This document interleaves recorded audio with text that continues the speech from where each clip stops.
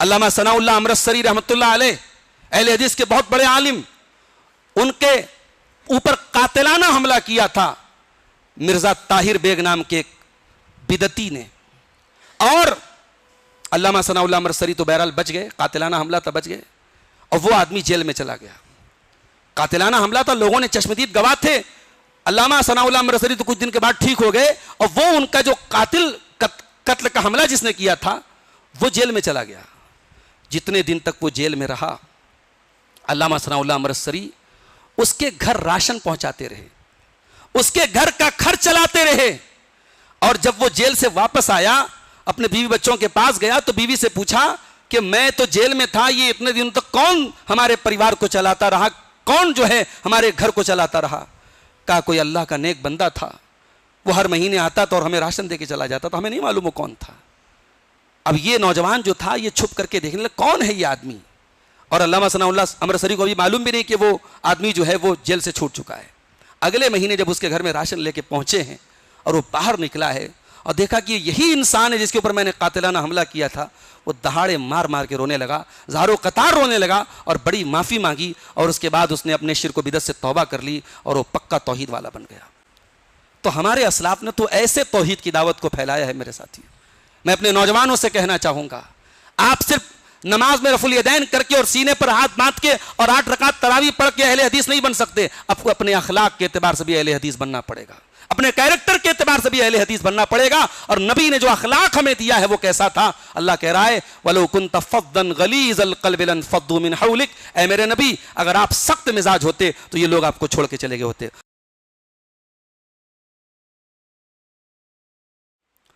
اعوذ باللہ من الشیطان الرجیم، بسم اللہ الرحمن الرحیم، لن تنالوا البر حتى تنفقوا مما تحبون۔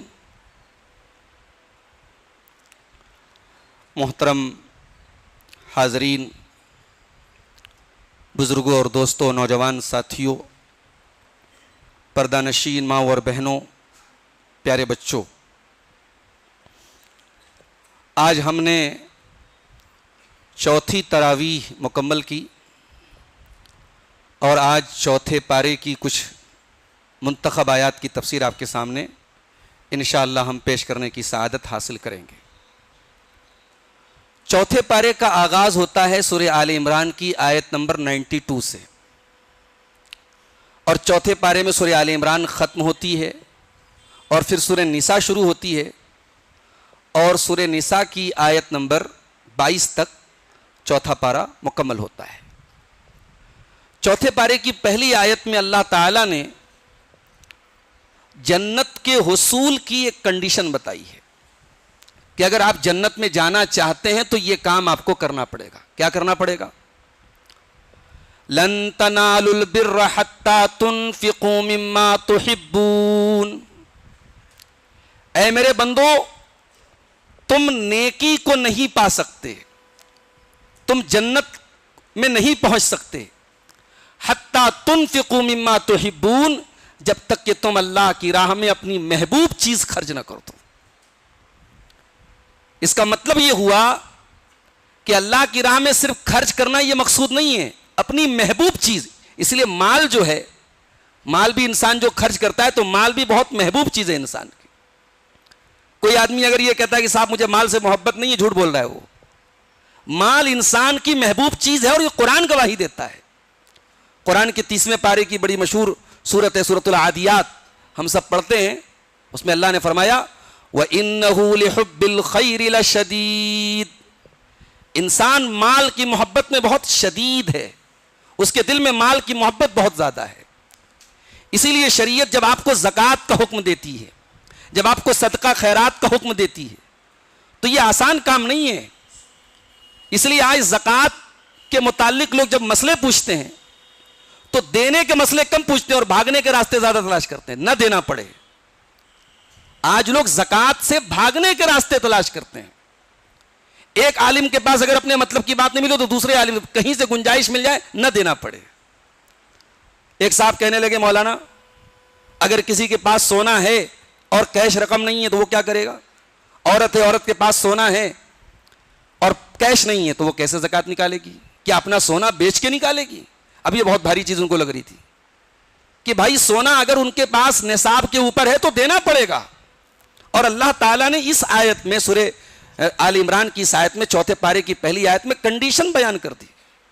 لن تنالوا البر حتى تنفقوا مما تحبون. تمہیں اگر جنت میں جانا ہے، تمہیں اللہ کو راضی کرنا ہے تو اپنی محبوب چیز اللہ کی راہ میں خرچ کرنی پڑے گی. ابو طلحہ انصاری رضی اللہ تعالیٰ عنہ بڑے پیسے والے صحابی تھے. ان کے پاس ایک بہت بڑا کھجوروں کا باغ تھا اور بہت شاندار باغ تھا. یہ اس زمانے کی ایک بہترین پراپرٹی تھی. یہ باغ بیچ میں نہر تھی، دونوں طرف کھجوروں کے لائن سے پیڑ تھے. اس باغ کا نام تھا بیروہا. اللہ کے پیارے نبی صلی اللہ علیہ وسلم اکثر اس باغ میں جاتے تھے، نہر کا پانی پیتے تھے، کھجور کھاتے تھے. جب قرآن کریم کی یہ آیت اتری تو ابو طلحہ رضی اللہ تعالیٰ عنہ اللہ کے نبی کے پاس آئے اور آ کے کہنے لگے، اے اللہ کے نبی، اللہ نے قرآن میں آیت نازل کی ہے لن تنالوا البر حتى تنفقوا مما تحبون. اور اے اللہ کے نبی وَإِنَّ أَحَبَّ مُوَالِي إِلَيَّ بِيرُهَا، میرا سب سے محبوب مال میرا باغ بیروہا ہے اور میں یہ چاہتا ہوں وَإِنَّهَا صَدَقَةٌ لِلَّهِ، میں اللہ کی راہ میں اس کو صدقہ کر رہا ہوں، میں اللہ کی راہ میں دے رہا ہوں. ارجو برها وذخرها، میں چاہتا ہوں کہ اللہ تعالیٰ کیا وہ میرے لیے ذخیرہ بن جائے. اب یہ سن کر کے اللہ کے رسول بھی حیران ہو گئے. آپ نے فرمایا بخ ذاک مال رابح، ذاک مال رابح. اے ابو طلحہ کیا بات کر رہے ہو تم؟ اتنا قیمتی مال تم اللہ کی راہ میں دینے کے لیے تیار ہو گئے؟ ان کے اس جذبے کی تعریف بھی کی اللہ کے رسول نے اور حیرت کا اظہار بھی کیا. اس کے بعد آپ نے فرمایا کہ ایک کام کرو، میری رائے یہ ہے کہ ان تجعلھا فی الاقربین، کہ وہ باغ تم اپنے غریب رشتہ داروں کو دے دو. صدقہ ہی کرنا ہے نا تو اپنے غریب رشتہ داروں کو دے دو. تو حضرت ابو طلحہ نے کہا کہ ٹھیک ہے اللہ کے نبی. پھر انہوں نے وہ سارا باغ اپنے چچا کے بیٹوں میں، اپنے چچا زاد بھائیوں میں اور اپنے رشتہ داروں میں بانٹ دیا. تو یہ ہوتا ہے جذبہ. صحابہ کرام آیت اترتی تھی اور عمل کرنے کے لیے تیار. یہ فرق ہے ہمیں اور صحابہ کرام کے بیچ میں. اس کے بعد خانہ کعبہ کا مقام بیان کیا گیا. ان اول بیت وضع للناس الذی ببکۃ مبارکا وہدی للعالمین. روئے زمین پر اللہ کی عبادت کا پہلا گھر وہی ہے جو مکہ میں، جو بہت برکت والا گھر ہے اور سارے جہانوں کے لیے ہدایت کا مرکز ہے. وہ گھر برکت والا ہے اور ہر دور میں برکت والا رہا ہے.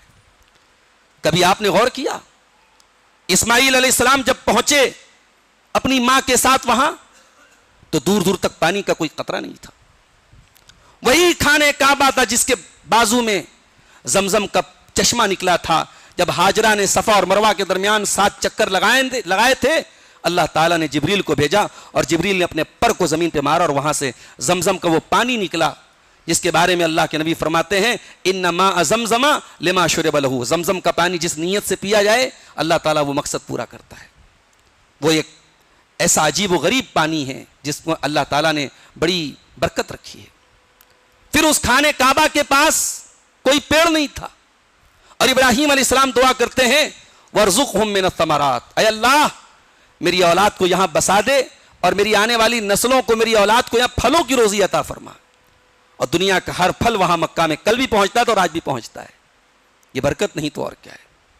پھر ایک برکت اور دیکھیے کہ اسی خانہ کعبہ کے پاس اسی مسجد حرام میں ایک وقت کی نماز کا ثواب 1,00,000 نماز کے برابر ہے. یہ مقام دنیا کی کسی اور مسجد کو حاصل نہیں ہے. مسجد نبوی کا نمبر اس کے بعد ہے، مسجد اقصیٰ کا نمبر اس کے بعد ہے. 1,00,000 نماز کا ثواب پوری دنیا میں اگر کہیں ملتا ہے تو اسی مسجد حرام میں ملتا ہے. اب یہاں ایک مسئلہ ہے کہ کیا 1,00,000 نماز کا ثواب صرف مسجد حرام میں ملے گا یا حرم کی پوری حد کے اندر کہیں پر بھی آدمی نماز پڑھے گا تو اس کو ثواب ملے گا؟ اس بارے میں زیادہ مضبوط بات یہ ہے کہ پورے حرم میں کہیں بھی آدمی نماز پڑھے گا اس کو انشاءاللہ 1,00,000 نماز کا ثواب ملے گا. پھر اسی خانہ کعبہ کے پاس اللہ تعالیٰ نے اس کو ایک ایسا گھر بنایا ہے کہ 24/7 وہاں اللہ کی عبادت ہوتی ہے، وہاں اللہ کا ذکر ہوتا ہے.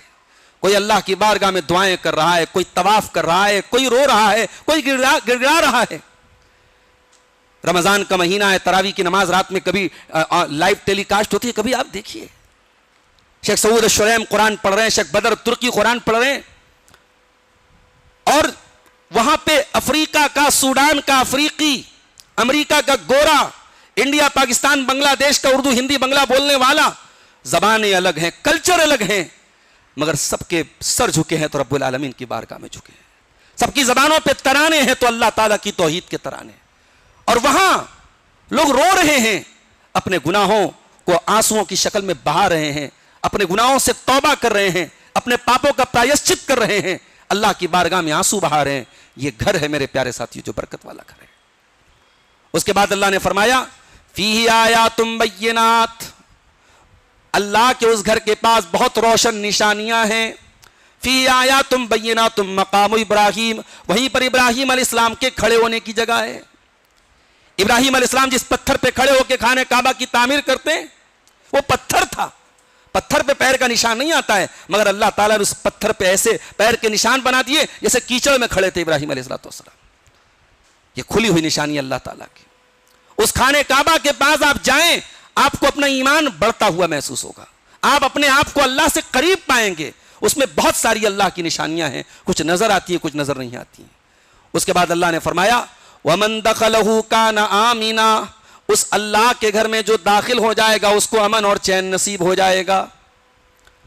وہاں اس خانہ کعبہ کا احترام دور جاہلیت میں بھی ہوتا تھا. اپنے باپ کے قاتل کو بھی کوئی حرم میں پا لیتا تھا, قتل نہیں کرتا تھا. بہت لڑاکو تھے, بڑے خون خرابہ کرنے والے تھے عرب کے لوگ, مگر اپنے باپ کے قاتل کو بھی خانہ کعبہ کے پاس حرم میں قتل نہیں کرتے تھے. یہ احترام کرتے تھے خانہ کعبہ کا, یہ احترام کرتے تھے حرم کا.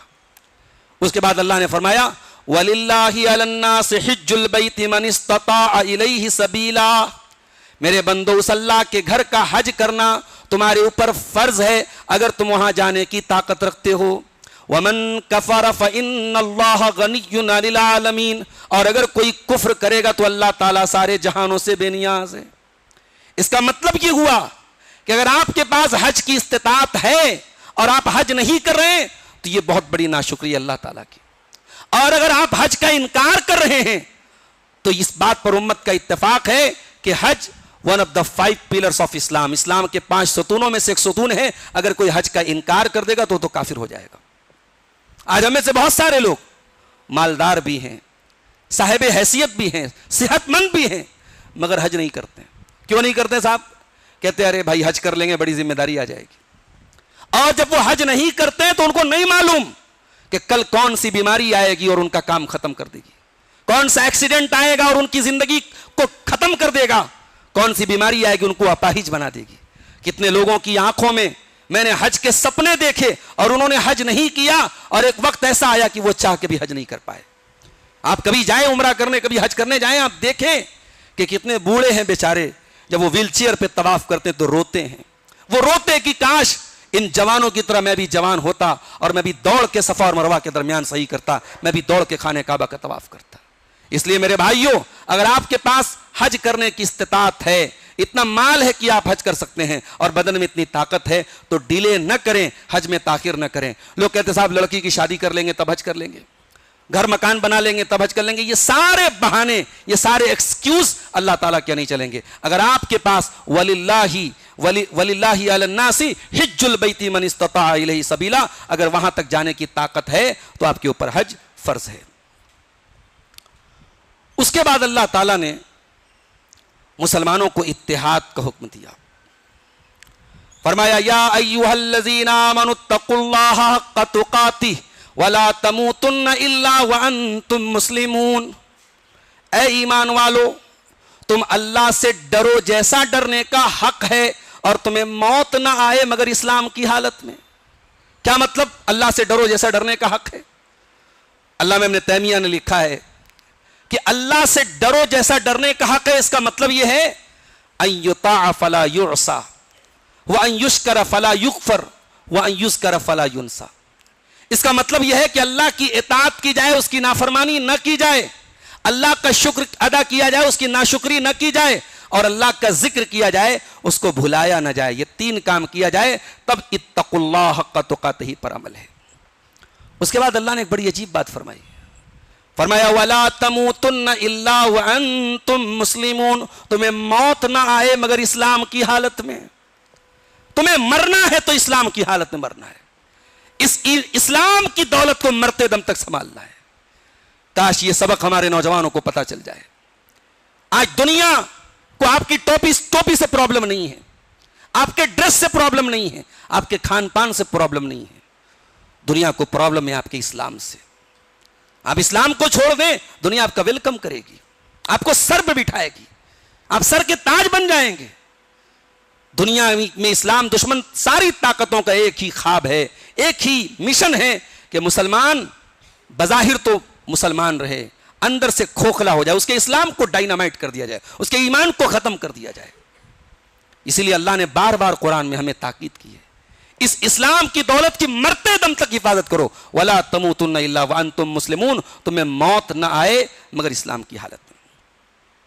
اس کے بعد اللہ نے فرمایا وَاعْتَصِمُوا بِحَبْلِ اللَّهِ جَمِيعًا، اور اے میرے بندو تم اللہ کی رسی کو مل کر کے تھام لو. وَلَا تَفَرَّقُوا، اور فرقوں میں نہ بٹو.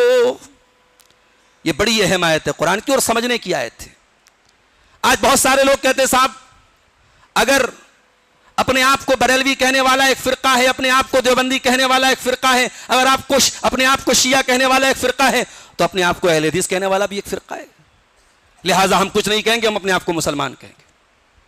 ایک دعوت ایسی بھی ہے سامنے نا، یہ بھی ایک فرقہ ہے کہ اپنے آپ کو کچھ مت کہو، مسلمان کہو. سوال یہ ہے کہ صحابہ کرام کے دور میں جب کسی طریقے کا فرقہ نہیں تھا تو صحابہ نے تو اپنے آپ کو مسلم ہی کہا، مومن ہی کہا. لیکن صحابہ ہی کے دور میں جب خوارج کا فرقہ پیدا ہوا، جب اہل بیت کی محبت میں غلو کرنے والا روافض کا فرقہ پیدا ہوا، تو کیا صحابہ نے اپنے آپ کو اہل السنہ نہیں کہا؟ پھر بعد میں چل کے انہوں نے اپنے آپ کو سلفی نہیں کہا، انہوں نے اپنے آپ کو اہل الحدیث نہیں کہا. تو یہ نام اور ٹائٹل یہ فرقے کی دعوت نہیں ہے میرے پیارے ساتھی. اہل حدیث کی دعوت فرقے کی دعوت نہیں ہے. یہ فرقے کی دعوت تب ہوتی جب ہم یہ کہتے کہ آپ ہمارے مرید بن جائیے، ہمارے امام کو مان لیجیے، آپ ہمارے بزرگوں سے نسبت جوڑ لیجیے. اہل حدیث اس لیے فرقہ نہیں ہے کہ اہل حدیث نے ہمیشہ یہ کہا ہے قرآن سے جڑو، حدیث سے جڑو، اور اس منہج سے جڑو، اس راستے سے جڑو جو راستہ جناب محمد رسول اللہ صلی اللہ علیہ وسلم کا تھا اور جس راستے پہ نبی نے صحابہ کو چھوڑا تھا. اور اللہ نے بھی یہی بات کہی ہے. اللہ نے اگر اتنا کہہ کے چھوڑ دیا ہوتا فرقوں میں مت بٹو تو بات ختم تھی، مگر اللہ نے اس کے پہلے کیا کہا وَاعْتَصِمُوا بِحَبْلِ اللَّهِ جَمِيعًا، اللہ کی رسی کو مل کے تھام لو. یعنی اللہ کی رسی کوئی ایسی چیز ہے جو اوپر سے آ رہی ہے، اور اوپر سے کیا آیا ہے؟ رب کا قرآن آیا ہے اور مصطفیٰ کا فرمان آیا ہے. اسی لیے اللہ کے نبی فرماتے ہیں میں دو چیزیں تمہارے درمیان چھوڑ کے جا رہا ہوں، جب تک تھامے رہو گے کبھی گمراہ نہیں ہو سکتے. ایک اللہ کی کتاب اور ایک میری سنت ہے. اہل حدیث فرقہ برستی کی دعوت نہیں دیتے ہیں، اہل حدیث تکفیر نہیں کرتے ہیں. اہل حدیث کی کبھی دعوت نہیں رہی کہ فلاں کے ساتھ بیٹھو گے نکاح ٹوٹ جائے گا، فلاں سے مسافہ کرو گے نکاح ٹوٹ جائے گا. اہل حدیث نے کبھی تکفیر کی دعوت نہیں دی. اللہ نے فرمایا ولا تفرقوا، فرقوں میں نہ بٹو. واذکروا نعمت اللہ علیکم، اور اللہ کی نعمت کو یاد کرو. اذ کنتم اعداء، جب تم ایک دوسرے کے دشمن تھے. فألف بین قلوبکم، اللہ نے تمہارے دل میں ایک دوسرے کی محبت ڈال دی. فاصبحتم بنعمتہ اخوانا، اور تم اللہ کی نعمت سے بھائی بھائی بن گئے. اللہ کے رسول کے دنیا میں آنے سے پہلے اسی عرب کی دھرتی پر ذرا ذرا سی باتوں پہ جنگیں ہوتی تھی، اور کئی برس تک جنگ ہوتی تھی، 40 سال تک جنگ ہوتی تھی، ایک دو نسل جنگ کرتی تھی. نبی نے کلمے کی بنیاد پر ایسا بھائی بھائی بنا دیا، ایک دوسرے کے لیے جان دینے والے بن گئے. اللہ نے کہا یاد کرو ہماری اس نعمت کو. وَكُنْتُمْ عَلَى شَفَا حُفْرَةٍ مِّنَ النَّارِ، اور تم جہنم کے گڑھے کے کنارے تھے. فَأَنْقَذَكُم مِّنْهَا، اللہ نے جہنم کے گڑھے سے تم کو بچا لیا. اس کے بعد اللہ تعالیٰ نے اس امت کو دعوت دی، اس امت کو حکم دیا کہ امت میں ایک جماعت ایسی ہونی چاہیے جو امر بالمعروف اور نہی عن المنکر کے لیے خاص ہونی چاہیے. فرمایا وَلْتَكُن مِّنْكُمْ أُمَّةٌ يَدْعُونَ إِلَى الْخَيْرِ وَيَأْمُرُونَ بِالْمَعْرُوفِ وَيَنْهَوْنَ عَنِ الْمُنكَرِ، تم میں ایک جماعت ایسی بھی ہونی چاہیے جس کا کام ہو نیکی کا حکم دینا، جس کا کام ہو برائی سے روکنا، جس کا کام ہو بھلائی کی دعوت دینا. ویسے تو ہر مسلمان کی ڈیوٹی ہے کہ برائی کو دیکھ کے خاموش نہ رہے. من رأى منکم منکرا فلیغیرہ بیدہ، برائی کو دیکھو تو طاقت سے روکو, ہاتھ سے روکو. اس کی طاقت نہیں ہے تو زبان سے روکو, اور زبان سے بھی روکنے کی طاقت نہیں تو کم سے کم دل میں برا جانو. وذالک اضعف الایمان, اور یہ ایمان کا سب سے کمزور حصہ ہے. تو یہ کام تو پوری امت کا ہے کہ برائی کو دیکھے تو روکنے کی کوشش کرے, اور ایک جماعت ایسی ہو, ایک کمیونٹی ایسی ہو, ایک گروپ ایسا ہو جس کی ذمہ داری یہی ہو کہ وہ نیکیوں کا حکم دے, وہ برائی سے روکے. اس کے بعد اللہ نے, اور یہاں ایک بات اور یاد رکھیے کہ یہ امت جب تک نیکیوں کا حکم دیتی رہے گی اور برائی سے روکتی رہے گی, جب تک یہ کام ہوتا رہے گا, تب تک یہ امت خیریت کے ساتھ رہے گی, بھلائی کے ساتھ رہے گی. حضرت حذیفہ بن یمان کہتے ہیں اللہ کے نبی نے فرمایا والذی نفسی بیدی, اس اللہ کی قسم جس کے ہاتھ میں میری جان ہے, لتأمرن بالمعروف, تم نیکی کا حکم دیتے رہو گے, ولتنہون عن المنکر, تم برائی سے روکتے رہو گے, او لیوشکن اللہ ان یبعث علیکم عذابا من فوقکم, ورنہ اللہ تعالیٰ ایسا عذاب تم پر بھیجے گا کہ تم اللہ سے دعا کرو گے اور تمہاری دعا قبول نہیں ہوگی. تو یہ کام میرے پیارے ساتھیو, یہ دعوت کا کام, یہ برائی سے روکنے کا کام, یہ شرک سے روکنے کا کام, یہ بدعت سے روکنے کا کام, یہ منبر سے بھی ہونا چاہیے, یہ علماء کے ذریعے بھی ہونا چاہیے, اور میرے نوجوانوں یہ آپ کے ذریعے بھی ہونا چاہیے. آپ جانیے توحید کیا ہے, میری مائیں بہنیں جانیں توحید کیا ہے, اور کہیں شرک ہوتا ہوا دیکھیں تو روکیں, منع کریں. کسی کے گلے میں تعویذ دے کے تو سمجھائیں کہ یہ غلط ہے, کسی کے گھر میں کوئی شرکیہ کام دے کے تو بتائیں کہ غلط ہے. یہ کام مردوں کا بھی ہے, یہ کام عورتوں کا بھی ہے, یہ کام نوجوانوں کا بھی ہے, یہ کام بزرگوں کا بھی ہے, یہ کالج میں پڑھنے والے اسٹوڈنٹس کا بھی ہے, اور یہ پروفیشنل لوگوں کا بھی ہے. ہر میدان میں انسان اپنے اپنے حساب سے یہ کام کرے. اس کے بعد اللہ تعالیٰ نے امت محمدیہ کی فضیلت بیان کی. یہ امت کوئی معمولی امت نہیں ہے, یہ آخری نبی کی امت ہے. اس امت کا ایک مقام, ایک اسٹیٹس ہے. کیا مقام ہے؟ فرمایا کنتم خیر امت اخرجت للناس, اے مسلمانوں تم دنیا کی سب سے بہترین قوم ہو. You are the best community of the world, تم دنیا کی سب سے بہترین کمیونٹی ہو. کیوں ہو سب سے بہترین؟ اس لیے کہ بریانی بہت اچھی بناتے ہو, اس لیے کہ دلیم بہت اچھا کھاتے ہو. کیوں ہو تم دنیا کی سب سے بہترین قوم؟ بھئی ہماری پہچان کیا ہے؟ آج حیدرآباد سے گلبرگہ تک ہماری پہچان یہ لائن سے کیفے ہیں, ریسٹورنٹس ہیں. دنیا یہ دیکھ رہی ہے صاحب مسلمان جتنی بھی ٹینشن ہو, بریانی چھوٹنے والی, کباب چھوٹنے والا نہیں ہے اس کا. یہ اتنے مزے سے یہ جو ہے تحری کھا رہا ہے نلہ ڈال کے, کو کیا ٹینشن ہے بھائی؟ کوئی ٹینشن نہیں اس کو. دنیا تو یہ دیکھ رہی ہے. اس قوم کا مقصد ایسا لگتا ہے کہ صرف کھانا ہے. اس کا ایک اچھا پہلو بھی ہے کہ بڑی بے فکری قوم ہے. دنیا جہان کے مسائل اپنی جگہ, بریانی کی پلیٹ اپنی جگہ ہے کہ نہیں. ساری ٹینشن ایک طرف, پیٹ کی ٹینشن ایک طرف. مسلمان اگر ہم صرف رمضان کا ایک سروے کریں تو کروڑوں کا ٹرانزیکشن صرف ریسٹورنٹ اور ہوٹل کی فیلڈ میں ہو رہا ہے. کروڑوں کا ٹرانزیکشن مسلمانوں کے ذریعے ہو رہا ہے. اللہ تعالیٰ بہت سارے لوگوں کی روزی روٹی چلا رہا ہے. ہم اچھا کھائیں یہ پرابلم کی بات نہیں ہے, مسئلے کی بات نہیں ہے, اس میں کوئی ٹینشن کی بات نہیں ہے. اچھا کھانا, اچھا کپڑا پہننا, یہ تو اسلام کی تعلیم ہے. لیکن پرابلم کیا ہے میرے بھائیوں, کہ ہم اپنی ڈیوٹی کو بھول جائیں, ہم اپنی رسپانسبلٹی کو بھول جائیں. ہماری ڈیوٹی کیا ہے؟ اللہ نے فرمایا کنتم خیر امت اخرجت للناس, تم انسانیت کو کچھ دینے کے لیے آئے ہو, تم لوگوں کو کچھ دینے کے لیے آئے ہو. تامرون بالمعروف, تمہاری زندگی کا مشن یہ ہونا چاہیے تم نیکیوں کا حکم دو گے. وَتَنْحَوْنَ عَنِ الْمُنْكَرِ, تم برائیوں سے روکو گے. وَتُؤْمِنُونَ بِاللَّهِ, اور تمہاری پہچان ہونی چاہیے تم اللہ پر ایمان رکھنے والے ہو. دنیا کے کسی بھی کونے میں چلے جاؤ, یہ 3 کام تمہاری پرائیورٹی ہونی چاہیے. یہ 3 کام تم سے نہیں چھوٹنا چاہیے. نیکی کا حکم دینا, برائی سے روکنا, اور اللہ پر ایمان رکھنا, اللہ کی توحید پر قائم رہنا. یہ 3 کام اگر ہم کر رہے ہیں تب ہم بیسٹ کمیونٹی ہیں. یہ 3 کام ہمارا چھوٹ گیا تو پھر ہم اپنا مقام کھو دیں گے, اپنا اسٹیٹس کھو دیں گے. اس کے بعد اللہ تعالیٰ نے یہودیوں کے کرائمز بیان کیے. یہودیوں کے اندر کیا کمی تھی, کیا برائی تھی, وہ اللہ نے بیان کی.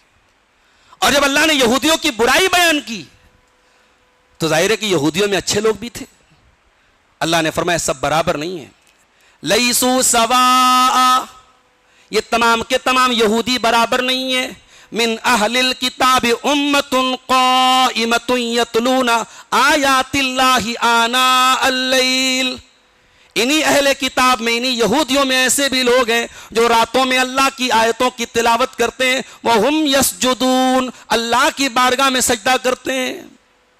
کیا مطلب؟ اسلام ایک اصول ہمیں سکھاتا ہے کہ دشمنی میں بھی آپ انصاف کا دامن نہیں چھوڑیں گے. یہودی اسلام کے دشمن تھے، نبی کے دشمن تھے، نبی کو زہر دینے والے تھے، لیکن اسلام اور اللہ نے یہودیوں کے اندر جو ایک طبقہ اچھے لوگوں کا تھا، اللہ والوں کا تھا، ان کا بھی ذکر کیا قرآن میں. اللہ نے کہا سب برابر نہیں ہیں، ان میں اللہ والے لوگ بھی ہیں. تو دنیا والوں نے ایک اصول بنایا ہے کہ دشمنی میں کوئی بھی حد پار کر جاؤ. Everything is fair in love and war. پیار اور دشمنی میں سب جائز ہے. اسلام اس اصول سے ایگری نہیں کرتا، قرآن اس اصول سے ایگری نہیں کرتا. اپنے دشمن کے ساتھ بھی آپ کو انصاف کا دامن تھامنا ہے. اللہ نے یہودیوں کے اس طبقے کی تعریف کی. اس کے بعد اللہ نے جنگ احد کا ذکر کیا. اسلامی تاریخ کی یہ بڑی عجیب و غریب جنگ تھی جنگ احد. یہ ایک ایسی جنگ تھی جو مسلمان جیت کر کے ہار گئے. یہ ایک ایسی جنگ تھی جس میں مسلمانوں کا پلڑا بھاری ہو چکا تھا، مسلمان جیت چکے تھے، اور پھر پانسا ایسا پلٹا کہ مسلمانوں کے 70 صحابہ کرام شہید ہو گئے. اللہ کے نبی کا چہرہ لہو لہان ہو گیا، آپ کے دانت ٹوٹ گئے، آپ کے سر سے خون بہنے لگا. یہ سب کچھ ہوا غزوہ احد میں. اللہ تعالیٰ نے غزوہ احد کی ایک ہلکی سی جھلک پیش کی ہے 4 پارے میں. اللہ نے ایک بات کہی کہ تم نے نافرمانی کی من بعد ما اراکم ما تحبون. اللہ نے جب تم کو مال غنیمت دکھایا، کامیابی دکھائی، اس کے بعد تم نے حتی اذا فشلتم وتنازعتم فی الامر وعصیتم من بعد ما اراکم. میرے بندو، جب تم کمزور پڑ گئے اور تم نے آپس میں اختلاف کیا اور تم نے رسول کی نافرمانی کی، جبکہ اللہ تعالیٰ تم کو کامیابی دے چکا تھا. اللہ کے نبی نے احد کی پہاڑی پہ 50 تیر اندازوں کو مقرر کیا تھا اور ان کو وصیت کی حکم دیا تھا کہ فیصلہ کچھ بھی ہو تمہیں اپنی جگہ سے ہلنا نہیں ہے، ٹلنا نہیں ہے وہاں سے. لیکن جب مسلمان جنگ جیت گئے تو ان 50 میں سے 37 لوگ میدان سے وہاں سے ہٹ گئے، میدان میں چلے آئے. صرف 13 لوگ وہاں بچے. ان 50 لوگوں کے سردار عبداللہ بن جبیر تھے. 13 لوگ بچے. اور خالد بن ولید رضی اللہ تعالیٰ عنہ جو اس جنگ میں کافروں کی طرف سے کمانڈر تھے، وہ واپس جا رہے تھے، ہار چکے تھے وہ.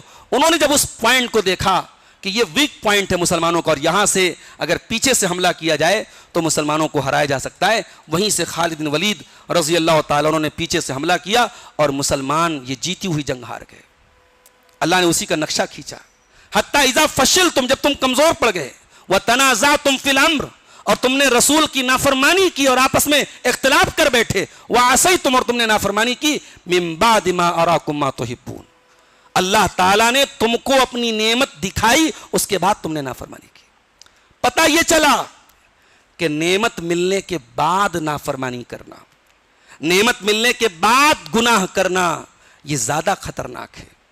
جب تک آپ کو کوئی نعمت نہیں ملی ہے اور آپ نے اس وقت گناہ کیا، گناہ تو تب بھی ہے، لیکن نعمت ملنے کے بعد تو آپ کو شکر ادا کرنا چاہیے تھا. اگر نعمت ملنے کے بعد آپ نے ناشکری کی ہے تو یہ ڈبل گناہ ہے، یہ ڈبل کرائم ہے. اور جنگ احد میں یہی ہوا تھا میرے ساتھیوں. اس کے بعد اللہ نے دشمن کی چال سے بچنے کا 2 نسخہ ہمیں بتایا، اور یہ نسخہ فار ایور ہے، یہ یونیورسل ہے، قیامت تک یہ کام آئے گا. فرمایا وَإِن تَصْبِرُوا وَتَتَّقُوا لَا يَضُرُّكُمْ كَيْدُهُمْ شَيْئًا. اے میرے بندو، اگر تم صبر کا دامن تھامو گے اور اللہ کا تقوی پکڑے رہو گے، تقوی پر چلتے رہو گے، تو دشمن کی چال تمہارا کچھ نہیں بگاڑ پائے گی. صبر اور تقوی، یہ 2 چیزیں ہر حال میں آپ کو سنبھالنی ہے میرے ساتھیوں. صبر کس کو کہتے ہیں؟ صبر 3 چیزوں کا نام ہے. مصیبت آئے، اللہ کی تقدیر پر صبر کرنا. گناہ کا موقع ملے، گناہ سے اپنے دامن کو بچا کے رکھنا. اور نیکی کے کام پر کنسسٹنسی، یہ 3 صبر کی قسمیں ہیں. یہ 3 طریقے کا صبر ہوتا ہے. اگر یہ صبر ہم اپنا لیں اور اللہ کا تقوی اپنا لیں، اللہ کا ڈر اپنا لیں، دشمن کی کوئی چال ہمارا کچھ نہیں بگاڑ سکتی. اس کے بعد اللہ تعالیٰ نے سود کا ذکر کیا. فرمایا یا ایھا الذین آمنوا لا تاکلوا الربا اضعافا مضاعفا واتقوا اللہ لعلکم تفلحون، اے ایمان والو تم سود مت کھاؤ، وہ سود جو بڑھتا رہتا ہے۔ سود کی دو قسمیں ہوتی ہیں، ایک نارمل انٹرسٹ ہوتا ہے، ایک کمپاؤنڈ انٹرسٹ ہوتا ہے۔ ایک سود وہ ہوتا ہے کہ آپ نے کسی سے قرضہ لیا اور 100 روپیہ آپ نے قرضہ لیا اور یہ طے ہوا کہ اگر آپ نے ایک مہینے میں نہیں دیا تو وہ 110 ہو جائے گا، ایک مہینہ اور گزر جائے گا تو 120 ہو جائے گا۔ تو یہ انٹرسٹ پر جو انٹرسٹ چڑھتا ہے اس کو کمپاؤنڈ انٹرسٹ بولتے ہیں۔ تو اس زمانے میں یہ بھی بہت رائج تھا، اللہ نے اسی کا ذکر کیا کہ اے ایمان والو لا تاکلوا الربا ضعفا مضاعفا، یہ بیاج پر بیاج جو چڑھتا ہے، سود پر سود جو چڑھتا ہے، یہ سود تم مت کھاؤ۔ اس کا مطلب یہ نہیں کہ نارمل سود کھا سکتے ہو، سود تو ہر طریقے کا حرام ہے، چونکہ یہ رائج تھا اس لیے اس کا ذکر کیا گیا۔ واتقوا اللہ لعلکم تفلحون، اور تم اللہ سے ڈرتے رہو تبھی تم کامیاب ہو سکتے ہو۔ اچھا، جب تقوی کا اللہ تعالیٰ نے ذکر کیا تو تقوی کے فوراً بعد سود سے منع کیا ہے۔ اس کا مطلب کہ اگر سماج میں سود نہیں ختم ہوگا تو تقوی کا دعویٰ جھوٹا ہے۔ آپ 5 ٹائم کے نمازی بن جائیں اور پیشانی سجدوں سے رگڑ رگڑ کے پیشانی کالی ہو جائے آپ کی، لیکن اگر آپ کے گھر میں سود اور بیاج کا ٹرانزیکشن ہو رہا ہے تو تقوی کا کوئی مطلب نہیں۔ تقوی یہ ہے کہ آپ سود جیسے گناہوں سے اپنے دامن کو محفوظ رکھیں۔ اس کے بعد اللہ تعالیٰ نے کمپٹیشن کرنے کا حکم دیا، فرمایا وَسَارِعُوا إِلَىٰ مَغْفِرَةٍ مِّن رَبِّكُمْ وَجَنَّةٍ، اے میرے بندو تم کمپٹیشن کرو، تم مقابلہ کرو، تم دوڑ لگاؤ، تم بھاگو کس چیز کی طرف؟ اپنے رب کی مغفرت کی طرف اور اس جنت کی طرف جس جنت کی چوڑائی آسمان اور زمین کے برابر ہے۔ اعدت للمتقین، اور وہ جنت تیار کی گئی ہے متقیوں کے لیے۔ کون ہے متقی لوگ؟ الذین ينفقون فی السراء والضراء، متقی وہ لوگ ہیں جو آسانی میں بھی خرچ کرتے ہیں اور پریشانی میں بھی خرچ کرتے ہیں۔ کاروبار بہت اچھا چل رہا تھا، بڑی زکوٰۃ دے رہے تھے آپ، کاروبار ڈاؤن ہو گیا تو آپ نے زکوٰۃ دینا بند کر دیا۔ یہ متقی کی پہچان نہیں ہے۔ میں نے پونا کے بارے میں سنا، پونا میں ایک پورا مسلمانوں کا علاقہ بلڈوزر چلا دیا گیا اور پورے یو پی والے تھے سب اور اچھے کاروباری لوگ تھے، بیچاروں کے کارخانوں پر اور ان کے گھروں پہ بلڈوزر چلا دیا گیا۔ راتوں رات کسی کے گھر پہ بلڈوزر چل جائے، سوال تو یہ بھی بنتا ہے نا، سسٹم سے بھی تو سوال، سسٹم سے کوئی سوال نہیں کرنے والا ہے کہ بھئی اگر یہ چیز اویدھ تھی، یہ انلیگل تھی تو بننے کیسے دیا آپ نے؟ وہاں واٹر ٹیکس کیسے آنے لگا، وہاں بجلی کا ٹیکس کیسے آیا، ہاؤس ٹیکس کیسے آیا؟ یہ سسٹم سے کوئی پوچھنے والا نہیں ہے۔ جب وہاں پہ بلڈوزر چلا اور اسی کے جسٹ بعد رمضان کا مہینہ آیا، رمضان میں جب سفرا وہاں گئے، سفرا تو بہت سے سفرا تو گئے نہیں کہ وہاں کیا کریں گے جا کے، بھائی اس علاقے میں تو سب کے مکان ہی تباہ ہو گئے، بیچاروں کے کارخانے تباہ ہو گئے۔ تو باقاعدہ کتنے وہاں کے جو سیٹھ لوگ تھے یا جو پیسے والے لوگ تھے، انہوں نے سفرا کو فون کیا، کہا کہ آپ اپنا چندہ لے کے جائیے، بھئی ہمارا مکان گرا ہے پھر بنے گا انشاءاللہ، ہمارا کاروبار ڈاؤن ہے پھر اونچائی پر جائے گا، ہم اللہ کی راہ میں جو زکوٰۃ دیتے ہیں وہ دیتے چلے جائیں گے۔ اللہ اکبر۔ یہ خبر جب مجھے بعض لوگوں نے بتائی تو میرا دل بڑا باغ باغ ہوا اور مجھے قرآن کی آیت یاد آئی، الذین ینفقون فی السراء والضراء، متقی وہ لوگ ہیں آسانی میں بھی اللہ کی راہ میں خرچ کریں، پریشانی میں بھی اللہ کی راہ میں خرچ کریں۔ والکاظمین الغیظ، دنیا میں خرچ کرنے کے لیے سب سے مشکل چیز کیا ہے؟ مال ہے، اور روکنے کے لیے، کنٹرول کرنے کے لیے سب سے مشکل چیز کیا ہے؟ غصہ ہے۔ اللہ نے جب سب سے بہترین چیز خرچ کرنے کا حکم دیا تو سب سے خطرناک چیز کو کنٹرول کرنے کا بھی حکم دیا، فرمایا والکاظمین الغیظ، اور میرے متقی بندے وہ ہوتے ہیں جو غصے کو پی جاتے ہیں، غصے کو کنٹرول کرتے ہیں۔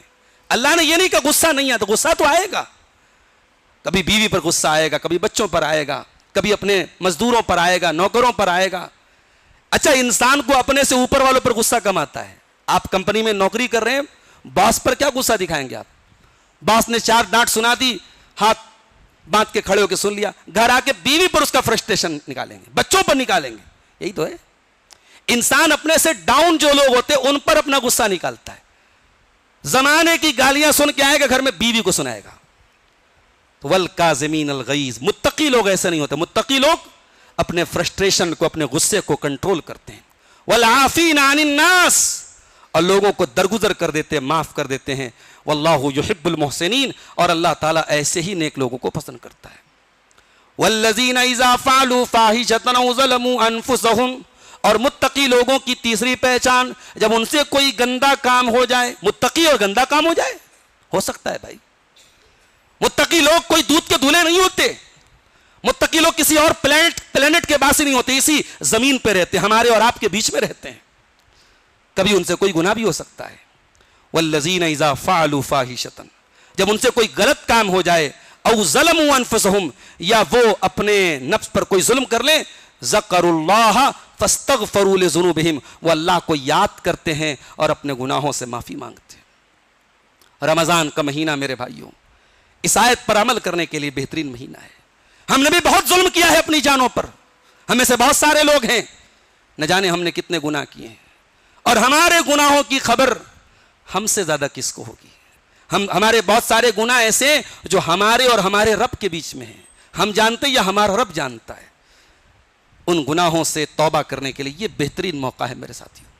متقی وہ نہیں ہے جو کبھی گناہ نہ کرے، متقی وہ ہے گناہ ہو جائے تو اللہ کو یاد کرے اور اپنے گناہوں سے معافی مانگے۔ اور جب اللہ نے معافی مانگنے کا حکم دیا تو اللہ نے ایک کوسچن مارک لگا دیا، ایک سوالیہ نشان لگا دیا، وَمَن يَغْفِرُ الذُّنُوبَ إِلَّا اللَّهُ، اے میرے بندو اللہ معاف نہیں کرے گا تو کون معاف کرے گا؟ کس کے پاس جاؤ گے؟ بچہ، ماں ہوتی ہے نا، ماں بچے کو ڈانٹ کے بھگا دیتی ہے، بچہ بیچارہ گھر کے باہر ادھر ادھر تڑپنے لگتا ہے، رونے لگتا ہے، تو ماں جو ہوتی ہے کچھ دیر تک تو غصہ رہتا ہے، غصے میں بچے کو باہر کر دیتی ہے، پھر ماں کا دل خود بے چین ہو جاتا ہے، ماں خود گھر کے باہر نکلتی ہے اور بچہ نظر نہیں آتا تو ماں، بچے سے زیادہ ماں بے چین ہو جاتی ہے اور لوگوں سے کہتی دیکھو میرا بچہ کہاں ہے، اور جب وہ بچہ نظر آ جاتا ہے نا، وہی بچہ جس کو ماں نے مارا تھا، ڈانٹا تھا، گھر کے باہر نکالا تھا، اسی بچے کو جب ماں دیکھتی ہے تو روتے ہوئے اس بچے کو لپٹ جاتی ہے۔ اس بچے سے ماں کو جتنی محبت ہے اس سے کہیں زیادہ محبت اللہ اپنے بندوں سے کرتا ہے۔ دنیا والوں نے ایک کہاوت بنائی، ایک جملہ بنایا، صبح کا بھولا شام کو لوٹ جائے تو اسے بھولا نہیں کہتے، صبح کا بھولا شام کو لوٹ جائے تو اسے بھولا نہیں کہتے، مگر میں کہتا ہوں دنیا والے جتنے بھی بڑے دل کے ہو جائیں، صبح کا بھولا شام کو لوٹے گا نا تو دنیا والے کبھی نہ کبھی تانا ماریں گے کہ صاحب یہ تو ایسا تھا، یہ تو ویسا تھا، مگر اللہ کی رحمت ایسی ہے میرے بھائیوں، ہم سچی توبہ کر لیں، اللہ ایک بار پوچھے گا میں نے کہ تو نے کام کیوں کیا تھا میرے بندے۔ اللہ ایسا رحیم ہے، ایسی رحمت والا ہے، اس اللہ کے سامنے، دنیا میں کسی اور کے سامنے رو گے تو شرمندہ ہو جاؤ گے، ذلیل ہو جاؤ گے، اللہ کے سامنے رونے والا کبھی ذلیل نہیں ہوگا، اللہ کے سامنے رونے والا کبھی ذلیل نہیں ہوگا، اللہ کے سامنے رونے والا تو عزت پا جاتا ہے، جو جتنا اللہ کے سامنے روئے گا اللہ اسے اتنی زیادہ عزت دے گا، اس لیے رونا ہے تو اللہ کی بارگاہ میں رو لو میرے بھائی، ان آنسوؤں کو اگر خرچ کرنا ہے تو اللہ کی بارگاہ میں خرچ کر لو۔ اللہ نے فرمایا وَمَن يَغْفِرُ الذُّنُوبَ إِلَّا اللَّهُ، اگر ہم معاف نہیں کریں گے تو کون معاف کرے گا میرے بندو۔ وَلَمْ يُصِرُّوا عَلَى مَا فَعَلُوا، میرے بندو کبھی بھی غلط کام کر کے اس پر ڈٹے مت رہنا، جمے مت رہنا، غلط کام پر قائم مت رہنا، غلط کام ہو جائے معافی مانگ لینا، توبہ کر لینا، ہم تمہیں معاف کر دیں گے۔ اس کے بعد سورہ آل عمران کی وہ آیت آتی ہے، جب اللہ کے نبی کا انتقال ہوا صحابہ کرام بڑے صدمے میں تھے، حضرت عمر تو ماننے کو تیار ہی نہیں تھے کہ اللہ کے رسول کا انتقال ہو گیا ہے، انہوں نے کہا کہ اللہ کے نبی ویسے ہی گئے جیسے موسیٰ علیہ السلام گئے تھے اور واپس آئے تھے 40 دن کے بعد، اللہ کے نبی واپس آئیں گے اور لوگوں کی گردنیں مار دیں گے جو کہہ رہے ہیں کہ اللہ کے نبی کا انتقال ہو گیا ہے۔ حضرت ابوبکر صدیق آتے ہیں اور آتے ہی ڈائریکٹ مسجد میں آتے ہیں، حضرت عمر کھڑے تھے، حضرت ابوبکر نے کہا بیٹھ جاؤ، حضرت عمر بیٹھے بھی نہیں، حضرت ابوبکر سیدھے اللہ کے نبی کے حجرے میں داخل ہوئے، اللہ کے نبی کا انتقال ہو چکا ہے، آپ کا جسم مبارک رکھا ہوا ہے، حضرت ابوبکر نے اللہ کے نبی کی پیشانی کو چوما اور روتے ہوئے کہا لن یجمع اللہ علیک موتتین ابدا، اے میرے نبی اللہ تعالیٰ 2 موت آپ کو نہیں دے سکتا، ایک موت دنیا میں سب کو آتی ہے وہ آپ کو آ چکی ہے، اے نبی آپ زندگی میں بھی پاک تھے اور انتقال کے بعد بھی آپ پاک ہیں۔ اس کے بعد حضرت ابوبکر صدیق مسجد میں آئے اور منبر کے بازو میں کھڑے ہو کر کے انہوں نے خطبہ دیا، اور یہ ایک ہسٹوریکل لیکچر تھا، ایک تاریخی خطبہ تھا۔ اس خطبے میں انہوں نے کہا کہ اے لوگوں سنو، من کان یعبد منکم محمدا فإن محمدا قد مات، اگر تم میں سے کوئی محمد صلی اللہ علیہ وسلم کی عبادت کرتا تھا تو وہ کان کھول کر کے سن لے، محمد صلی اللہ علیہ وسلم کا انتقال ہو چکا ہے۔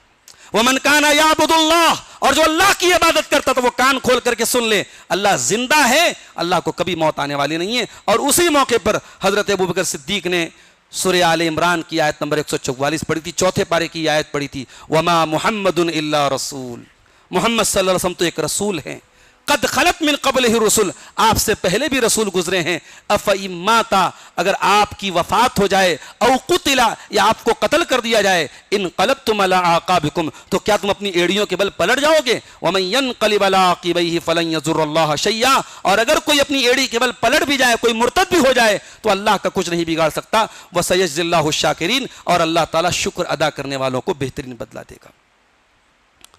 اس کے بعد نبی کے اخلاق کا ذکر کیا گیا۔ نبی کی دعوت 23 سال میں اتنی کیسے پھیل گئی؟ نبی کا مشن اتنا تیز کیسے پھیل گیا؟ کیا خوبی تھی نبی کے اندر؟ فرمایا فَبِمَا رَحْمَةٍ مِّنَ اللَّهِ لِنْتَ لَهُمْ وَلَوْ كُنْتَ فَظًّا غَلِيظَ الْقَلْبِ لَانفَضُّوا مِنْ حَوْلِكَ، اے میرے نبی، اللہ کی رحمت آپ کے اوپر ہوئی، اللہ نے آپ کو نرم مزاج بنایا۔ اگر آپ سخت مزاج ہوتے، بد زبان ہوتے، تو اے نبی، یہ آپ کے صحابہ، آپ کے ماننے والے آپ کو چھوڑ کے کب کا چلے گئے ہوتے۔ کیا مطلب؟ مطلب یہ ہوا کہ حق کی دعوت، نبی سے بڑھ کے سچائی کی دعوت دینے والا کون ہو سکتا ہے؟ نبی کی دعوت سچی، نبی کا پیغام سچا، نبی کی کتاب سچی، مگر نبی کو بھی اپنے اندر مٹھاس پیدا کرنی پڑی، نبی کو بھی اپنا مزاج نرم بنانا پڑا۔ اے حق کی دعوت دینے والوں، اے نوجوانوں تو حق کی دعوت دیتے ہو، اے سچائی کی تبلیغ کرنے والوں، اے توحید کی تبلیغ کرنے والوں، قرآن کی آیت آپ کو میسج دے رہی ہے، بد زبان نہ بنو، بد زبان نہ بنو، بد مزاج نہ بنو۔ اسی ملک میں ہمارے اسلاف کی تاریخ ہمارے سامنے موجود ہے۔ علامہ ثناء اللہ امرتسری رحمۃ اللہ علیہ، اہل حدیث کے بہت بڑے عالم، ان کے اوپر قاتلانہ حملہ کیا تھا مرزا طاہر بیگ نام کے ایک بدعتی نے، اور علامہ ثناء اللہ امرتسری تو بہرحال بچ گئے، قاتلانہ حملہ تھا، بچ گئے، اور وہ آدمی جیل میں چلا گیا۔ قاتلانہ حملہ تھا، لوگوں نے چشمدید گواہ تھے، علامہ ثناء اللہ امرتسری تو کچھ دن کے بعد ٹھیک ہو گئے، اور وہ ان کا جو قتل کا حملہ جس نے کیا تھا وہ جیل میں چلا گیا۔ جتنے دن تک وہ جیل میں رہا، علامہ ثناء اللہ امرتسری اس کے گھر راشن پہنچاتے رہے، اس کے گھر کا خرچ چلاتے رہے، اور جب وہ جیل سے واپس آیا، اپنے بیوی بچوں کے پاس گیا تو بیوی سے پوچھا کہ میں تو جیل میں تھا، یہ اتنے دن تک کون ہمارے پریوار کو چلاتا رہا، کون جو ہے ہمارے گھر کو چلاتا رہا؟ کہا کوئی اللہ کا نیک بندہ تھا، وہ ہر مہینے آتا تھا اور ہمیں راشن دے کے چلا جاتا تھا، ہمیں نہیں معلوم وہ کون تھا۔ اب یہ نوجوان جو تھا یہ چھپ کر کے دیکھنے لگا کون ہے یہ آدمی، اور علامہ ثناء اللہ امرتسری کو ابھی معلوم بھی نہیں کہ وہ آدمی جو ہے وہ جیل سے چھوٹ چکا ہے۔ اگلے مہینے جب اس کے گھر میں راشن لے کے پہنچے ہیں اور وہ باہر نکلا ہے اور دیکھا کہ یہی انسان ہے جس کے اوپر میں نے قاتلانہ حملہ کیا تھا، وہ دہاڑے مار مار کے رونے لگا، زارو قطار رونے لگا، اور بڑی معافی مانگی، اور اس کے بعد اس نے اپنے شرک و بدعت سے توبہ کر لی اور وہ پکا توحید والا بن گیا۔ تو ہمارے اسلاف نے تو ایسے توحید کی دعوت کو پھیلایا ہے میرے ساتھی۔ میں اپنے نوجوانوں سے کہنا چاہوں گا، آپ صرف نماز میں رفع الیدین کر کے اور سینے پر ہاتھ باندھ کے اور 8 رکعت تراویح پڑھ کے اہل حدیث نہیں بن سکتے، آپ کو اپنے اخلاق کے اعتبار سے بھی اہل حدیث بننا پڑے گا، اپنے کیریکٹر کے اعتبار سے بھی اہل حدیث بننا پڑے گا۔ اور نبی نے جو اخلاق ہمیں دیا ہے وہ کیسا تھا؟ اللہ کہہ رہا ہے وَلَوْ كُنْتَ فَظًّا غَلِيظَ الْقَلْبِ لَانفَضُّوا مِنْ حَوْلِكَ، اے میرے نبی اگر آپ سخت مزاج ہوتے تو یہ لوگ آپ کو چھوڑ کے چلے گئے ہوتے۔ اس کے بعد اللہ نے فرمایا فَاعْفُ عَنْهُمْ وَاسْتَغْفِرْ لَهُمْ وَشَاوِرْهُمْ فِي الْأَمْرِ، اور اے نبی آپ لوگوں کو معاف کر دیا کریں، لوگوں کو درگزر کر دیا کریں، اور لوگوں سے مشورہ کیا کریں۔ آج ہر مسجد میں 2 کمیٹی، ہر مدرسے میں 2 کمیٹی، ہر جگہ جماعت میں جھگڑے کیوں ہیں؟ اس لیے ہے کہ آج ہم مشورہ کرنا نہیں چاہتے۔ نبی سے بہترین، نبی سے جینیس کون ہو سکتا ہے؟ نبی کو بھی حکم دیا جا رہا ہے کہ اے نبی آپ اپنے صحابہ سے مشورہ کیجئے۔ نبی نے موقع پڑا تو اپنی بیویوں سے بھی مشورہ کیا ہے، فرمایا مشورہ کیجئے، اور مشورہ کرنے کے بعد فَإِذَا عَزَمْتَ فَتَوَكَّلْ عَلَى اللَّهِ، جب آپ کسی چیز کا فیصلہ کریں تو پھر آپ اللہ کی ذات پر بھروسہ کر کے وہ کام کر گزریے، تب اللہ تعالیٰ آپ کی مدد کرے گا۔ اس کے بعد جنگ احد جب ختم ہوئی، مسلمان جنگ سے واپس لوٹے زخمی حالت میں، 70 صحابہ کا جنازہ لے کے لوٹے، 70 صحابہ کے انتقال کی خبر لے کے لوٹے، 70 سے زیادہ صحابہ کرام زخمی تھے، اللہ کے نبی زخمی تھے۔ اسی حالت میں خبر ملی کہ مکہ کے کافر پھر سے دوبارہ فوج لے کے آ رہے ہیں اور ہم پر حملہ کرنے والے ہیں۔ نبی نے حکم دیا صحابہ کو کہ ہمیں پھر سے نکلنا ہے اور ہمیں پھر سے جنگ کرنی ہے. صحابہ کرام نے ایک بار بھی چون چرا نہیں کی کہ اللہ کے نبی ابھی تو ہمارے بدن کا زخم بھی نہیں سوکھا ہے, ابھی تو ہمارے بدن سے خون بہ رہا ہے, ابھی تو ہمارے کپڑے بھی خون سے لت پت ہیں. صحابہ کرام اسی زخمی حالت میں, اسی خون خرابے کی حالت میں تیار ہو گئے اور مدینہ سے کافی دوری پر ایک مقام تھا, غالباً 18-20 کلومیٹر دور وہ جگہ تھی, اس کا نام حمراء الاسد تھا. وہاں تک اللہ کے نبی صحابہ کو لے کر کے پہنچے. جب وہاں تک پہنچے تو مکہ کے کافروں کو جب خبر لگی کہ مسلمان تو دوبارہ آ رہے ہیں, تو جو انہوں نے دوبارہ حملہ کرنے کی جو نیت کی تھی وہ ڈر کے واپس چلے گئے. اللہ نے قرآن میں اس واقعے کا ذکر کیا, فرمایا الذین استجابوا للہ والرسول من بعد ما اصابہم القرح, جن لوگوں نے اللہ کی بات مانی, رسول کی بات مانی, حالانکہ ان کو بہت تکلیف پہنچی تھی, زخم پہنچا تھا. للذین احسنوا منہم واتقوا اجر عظیم, ایسے نیک لوگوں کے لیے اللہ تعالیٰ کے پاس بہت بڑا اجر اور ثواب تیار ہے. الذین قال لهم الناس ان الناس قد جمعوا لكم فاخشوهم فزادهم ایمانا, نبی کے صحابہ سے کہا گیا بہت بڑا لشکر تم پر حملہ کرنے والا ہے, مگر صحابہ کرام کا ایمان اور بڑھ گیا. وقالوا حسبنا اللہ ونعم الوکیل, اور صحابہ نے کہا اللہ ہمارے لیے کافی ہے اور وہ بہترین مددگار ہے. تو یہ صحابہ کرام تھے میرے پیارے ساتھیوں. اس کے بعد سورہ نساء شروع ہوتی ہے. سورہ نساء کی پہلی آیت میں اللہ تعالیٰ نے سارے انسانوں کو اللہ سے ڈرنے کا حکم دیا. بڑی مشہور آیت ہے سورہ نساء کی, ہر خطبے میں ہم سنتے ہیں یا ایھا الناس اتقوا ربکم الذی خلقکم من نفس واحدہ, اے لوگو اپنے رب سے ڈرو جس نے ایک جان سے تم کو پیدا کیا. وخلق منها زوجها, اور اس جان سے ان کی بیوی حوا کو بنایا. وبث منهما رجالا كثيرا ونساء, اور پھر آدم اور حوا سے اللہ تعالیٰ نے انسانی نسل کو آگے بڑھایا. واتقوا اللہ الذی تساءلون به والارحام, اور اے میرے بندو اللہ سے ڈرو جس اللہ کا نام لے کے تم ایک دوسرے سے سوال کرتے ہو. والارحام, اور رشتوں کو توڑنے سے ڈرو. رشتہ بہت اہم چیز ہے میرے پیارے ساتھیوں. یہ جو رشتے ہمارے ہوتے ہیں, کوئی ہمارا باپ ہے, کوئی بھائی ہے, کوئی بہن ہے, کوئی تایا ہے, کوئی چاچا ہے, یہ رشتے اللہ نے بنائے ہیں. ان رشتوں کو توڑنے کا ہمیں کوئی ادھیکار نہیں ہے. اگر ہمارا کوئی رشتہ دار ہمارے ساتھ رشتہ نہیں جوڑنا چاہتا ہے تب بھی ہمیں توڑنے کی اجازت نہیں ہے. اگر کوئی ہمارے ساتھ زیادتی کرتا ہے تب بھی ہمیں اس کے ساتھ اچھائی کرنے کا حکم دیا گیا ہے. آج ہماری مائیں بہنیں غور کریں, ذرا سی بات پہ جو گھروں میں درار پڑ جاتی ہے, بھائی میں درار ہے, باپ بیٹے میں درار ہے, ماں بیٹے میں درار ہے, بہو ساس سے ناراض ہے, ساس بہو سے ناراض ہے. اللہ کے واسطے اگر اللہ سے ڈرتے ہو, تقوی والے ہو, تو تقوی کا تقاضا یہ ہے والارحام, رشتوں کو کاٹنے سے ڈرو, رشتوں کو توڑنے سے ڈرو. نبی نے فرمایا کسی مسلمان کے لیے جائز نہیں ہے اپنے مسلمان بھائی سے 3 دن سے زیادہ تعلق توڑ کے رکھے. یہاں کتنے لوگ ہیں کئی برس ہو گئے بھائی سے بات نہیں کر رہا ہے, اور سب تراویح کی نماز پوری پابندی سے پڑھ رہے ہیں, اعتکاف میں بیٹھ رہے ہیں, زکوٰۃ پوری نکال رہے ہیں. کہیں ایسا نہ ہو یہ ہماری تراویح برباد ہو جائے, کہیں ایسا نہ ہو ہمارے روزے برباد ہو جائیں. ارے یہ بھائی کے خلاف جو دل میں بغض ہے, یہ رشتہ دار کے خلاف جو دل میں کینہ ہے, یہ ہمیں برباد کر سکتا ہے میرے پیارے ساتھیوں. اللہ کے پیارے نبی فرماتے ہیں, صحیح مسلم کی روایت ہے, ہر سوموار کے دن اور ہر جمعرات کے دن اللہ تعالیٰ جنت کے دروازے کھول دیتا ہے اور اپنے ہر اس بندے کی مغفرت کرتا ہے جو اللہ کے ساتھ شرک نہ کرتا ہو, سوائے 2 لوگوں کے, جن 2 لوگوں کے درمیان آپس میں دشمنی ہوتی ہے اور کینہ ہوتا ہے. اللہ فرشتوں سے کہتا ہے ان کی مغفرت نہیں کرنا ہے جب تک یہ دونوں اپنی دشمنی کو ختم نہ کر لیں. اس لیے میرے بھائیوں, رمضان کا مہینہ صرف تراویح کا مہینہ نہیں ہے, صرف اعتکاف کا مہینہ نہیں ہے. رمضان کا مہینہ بچھڑے ہوں سے ملنے کا مہینہ ہے. جائیے, جن سے دشمنی تھی آپ کی, کل جا کے پہلے سلام کر کے دشمنی ختم کیجیے. جن سے بات چیت آپ نے بند کر کے رکھی ہے, جس بھائی سے جائیے. اور اگر آپ کو یہ لگتا ہے کہ ہم جا کے بات چیت کریں گے تو ہماری ناک کٹ جائے گی, تو میں کہتا ہوں ایسی ناک کٹ جانی چاہیے. اگر اس ناک کے کٹنے کی وجہ سے اگر ہمیں جنت مل رہی ہے, اللہ کی مغفرت مل رہی ہے, تو ایسی ناک رکھنے کا کوئی فائدہ نہیں ہے. ناک کاٹ دیجئے میرے بھائیوں, لیکن جا کر کے اللہ کے واسطے اپنے کٹے ہوئے رشتوں کو جوڑ لیجئے. واتقوا اللہ الذی تساءلون بہ والارحام, اے میرے بندو اللہ سے ڈرو اور رشتوں کو توڑنے سے ڈرو. اس کے بعد اللہ تعالیٰ نے نکاح کا حکم دیا. فرمایا فانکحوا ما طاب لکم من النساء مثنی وثلاث ورباع, کہ تم نکاح کرو ان عورتوں سے جو تمہیں اچھی لگیں, جو تمہارے لیے بہتر ہوں, ان سے تم نکاح کر سکتے ہو، 2 بھی کر سکتے ہو، 3 بھی کر سکتے ہو، 4 بھی کر سکتے ہو. فَإِنْ خِفْتُمْ أَلَّا تَعْدِلُوا، اور اگر تمہیں یہ ڈر ہے کہ تم ایک سے زیادہ اگر بیوی رکھو گے عدل نہیں کر پاؤ گے، انصاف نہیں کر پاؤ گے، فواحدہ، تو ایک ہی پر اکتفا کرو.